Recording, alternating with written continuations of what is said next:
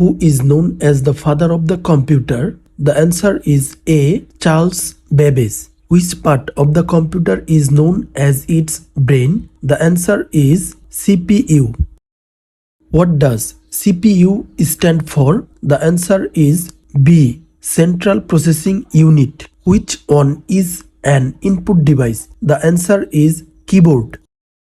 Which one is an output device? The answer is C.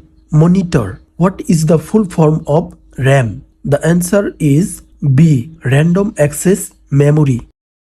Which of the following is a storage device? The answer is B. Hard disk. What is the smallest unit of data in a computer? The answer is A. Bit.